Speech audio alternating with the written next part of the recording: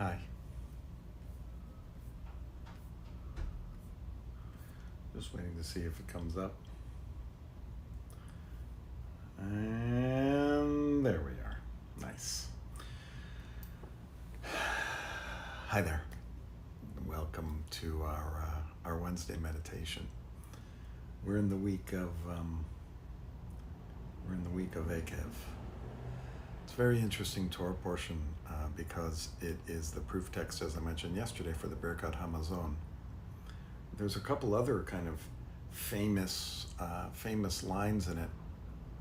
One of them is, humanity should not live by bread alone. It's interesting, that line is related to kind of the part that I wanted to talk about a little bit. You might say it's in a rather indirect way. Hello, sis. Haven't seen you for a while. Nice. I'm glad you're joining us.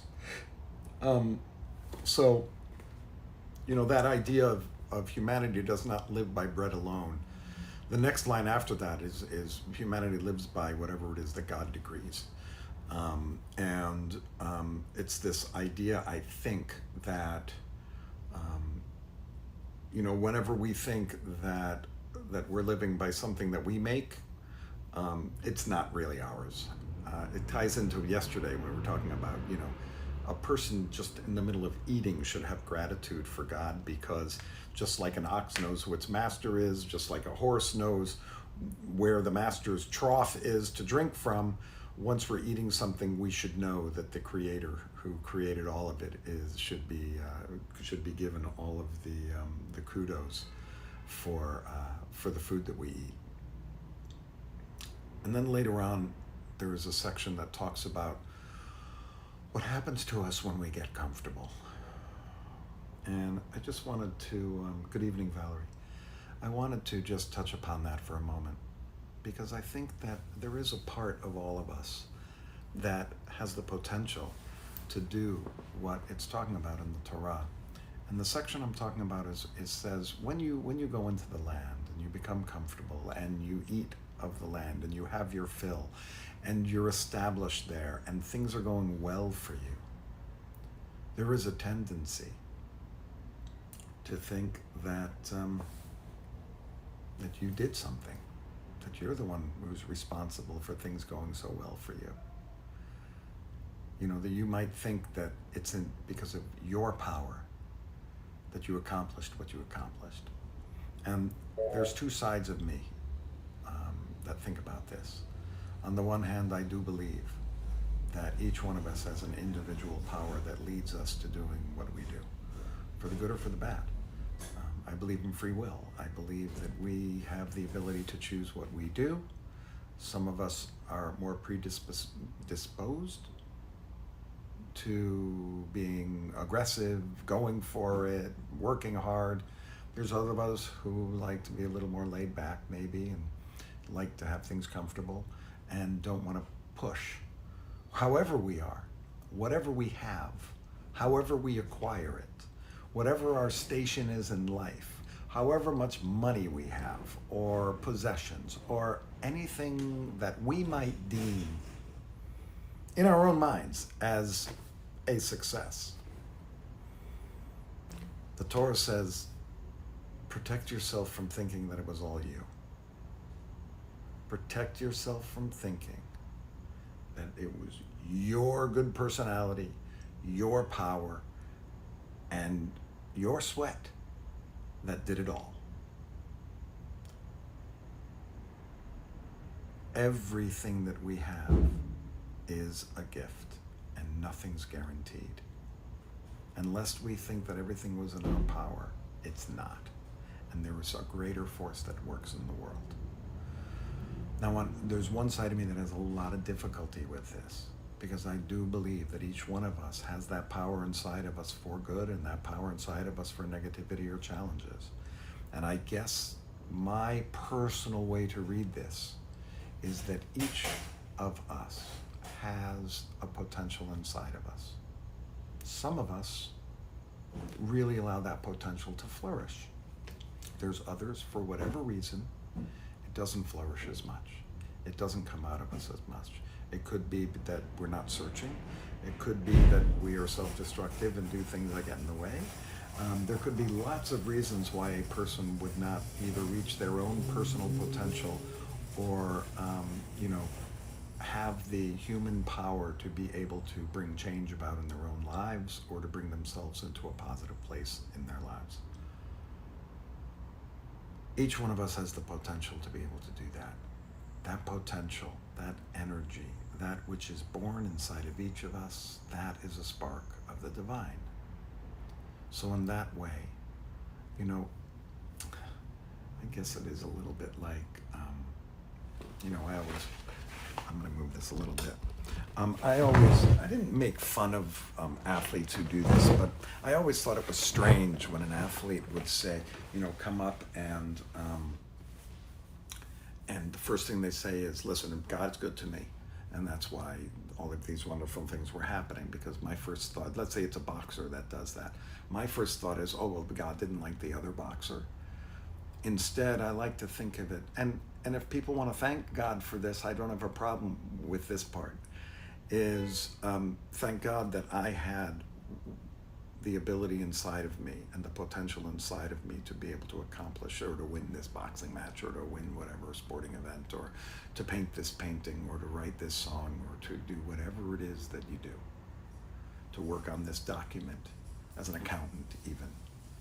Whatever it is that is the thing that is your special energy, that special energy is a spark of the divine that exists within us.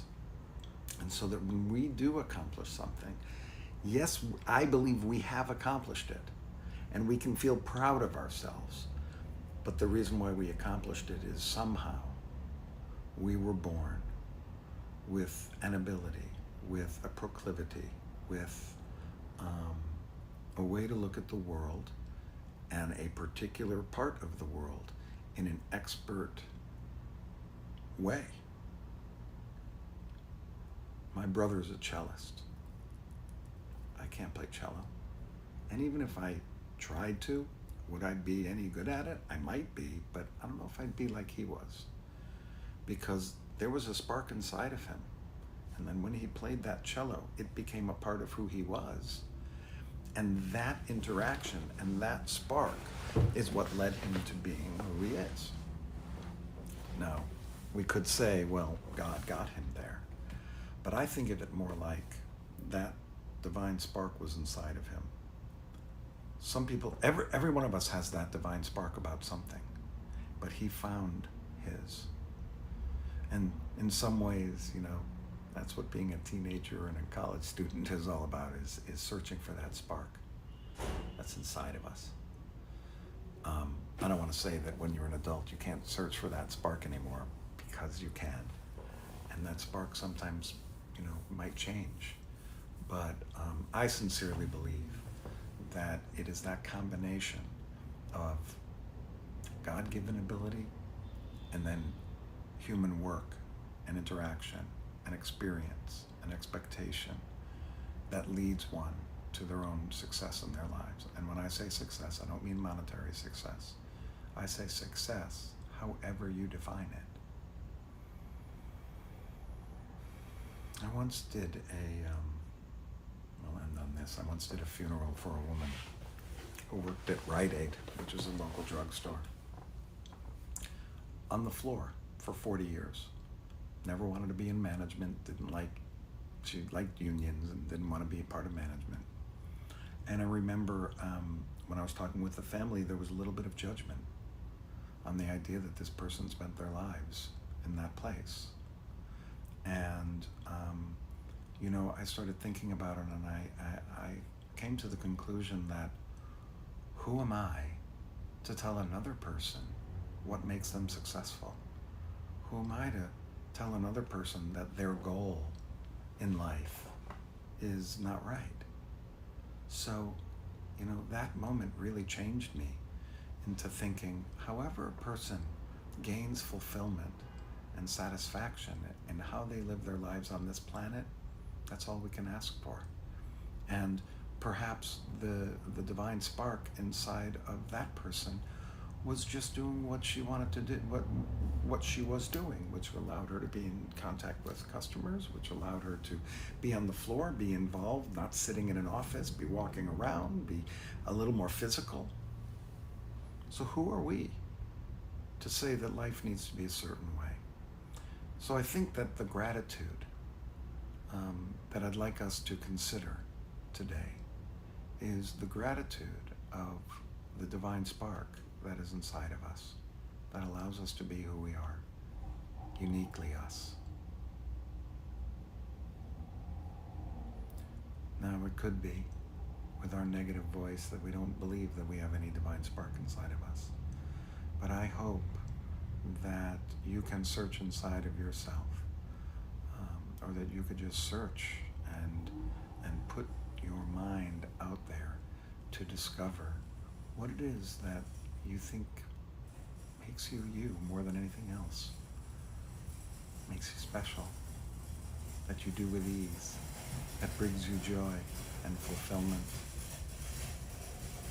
Okay, let's move to our quiet time now.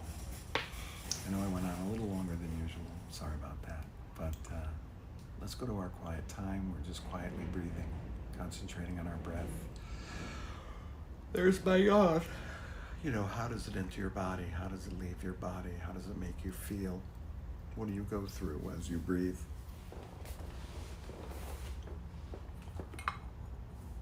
We're just allowing everything to be as it is for now.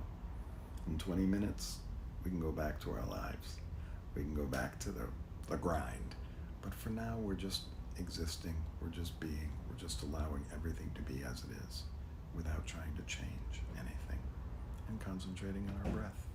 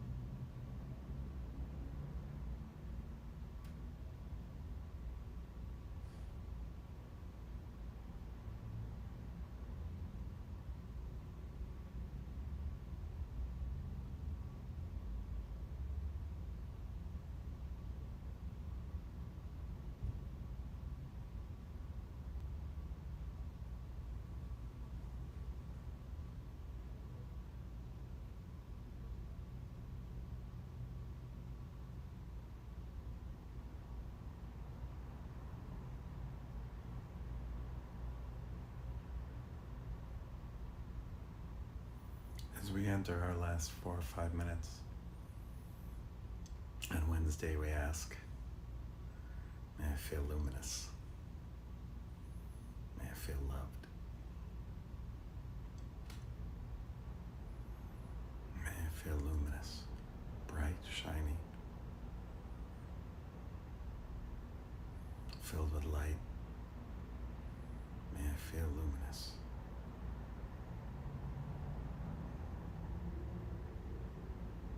May I feel love. May I feel love. May I feel luminous. May I feel love. May I feel luminous and love. May I feel luminous. May I feel love.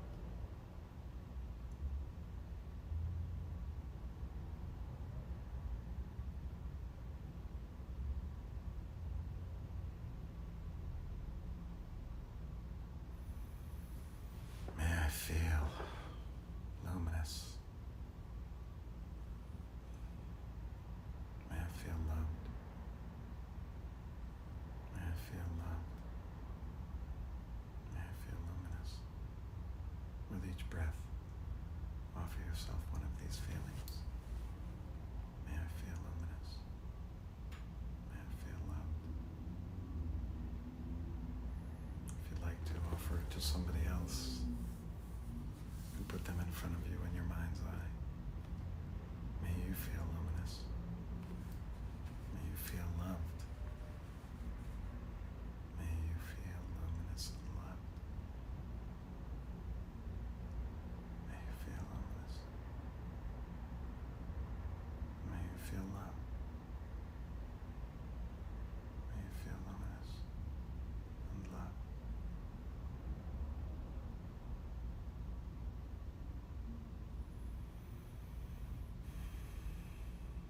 Let's bring it back to ourselves. May I feel luminous. May I feel loved. May I feel luminous. May I feel loved.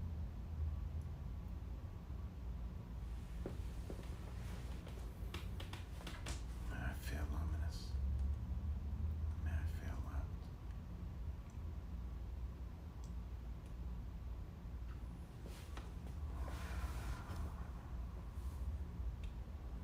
May I feel luminous and loved. Let's just bring ourselves back to our breath with those feelings. How does your breath feel now?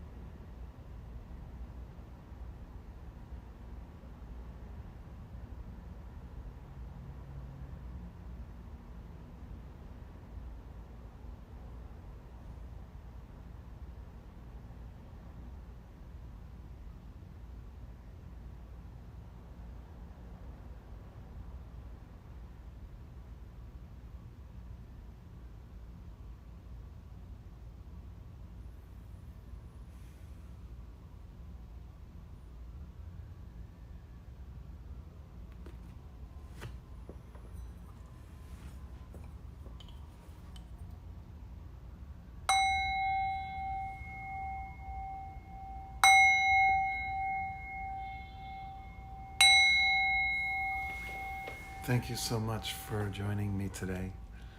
I hope that you were able to find some stillness and peace. May you feel luminous, and may you feel loved, and may you have a wonderful evening. See you tomorrow.